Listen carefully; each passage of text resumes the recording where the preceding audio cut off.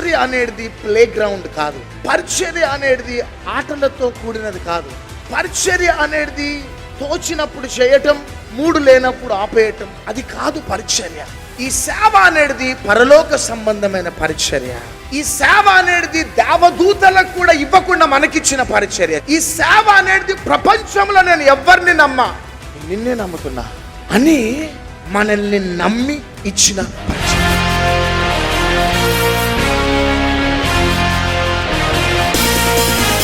దైవజనుడి సంఘాన్ని ఎట్లా ప్రేమించాడంటే అభిషేకంతో, స్వస్థతతో సంఘాన్ని పెంచలేదండి, వాక్య ఫౌండేషన్తో సంఘాన్ని పెంచాడు ఆయన. సువార్త కూడికలకు వెళ్ళినప్పుడే హీలింగ్స్, డెలివరెన్స్ అది కొంత టైము, మిగతాది వాక్యం.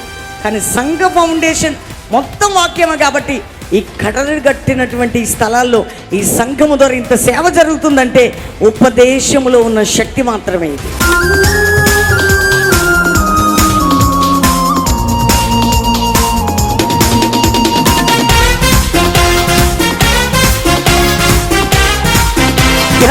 తారీఖు దైవజనుల సదస్సు 28 ఉదయం 9 రాత్రి 9 వరకు Calvary promise and Hyderabad Hayath Nagar Ramoji film city దగ్గర సేవకులు సేవకురాలకి తప్పక ఆహ్వానం.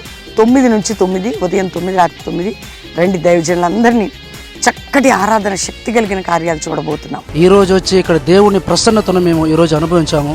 ప్రతి ఒక్కరు, భారతదేశంలో ఉన్న ప్రతి ఒక్క క్రైస్తవులు, యవ్వనస్తులు దేవుళ్ళు చాలా బలపడి అగ్ని జ్వాలల వలె రగులుస్తూ, మన భారతదేశాన్ని రగులుస్తూ ఇక్కడ వచ్చిన తర్వాత ప్రతి ఒక్క ఆ వాక్కు, దేవుని యొక్క వాక్కు మమ్మల్ని రగిల్చింది. ఫైర్ ప్రాపర్టిక్ అనాయింటింగ్ కాన్ఫరెన్స్ పాస్టర్లకు అందరికీ ఇది చాలా మేలుకరంగా, ఆశీర్వాదకరంగా ఉంటుంది.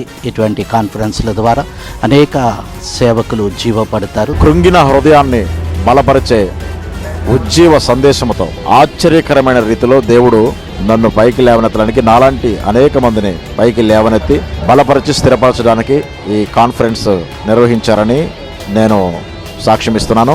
ఉజ్జీవంతో తిరిగి మేము పరిచర్యలోకి వస్తున్నామని నమ్ముతున్నాం. సేవకులకు ఏదైతే అవసరమో అది మాత్రము ఇక్కడ దొరికింది.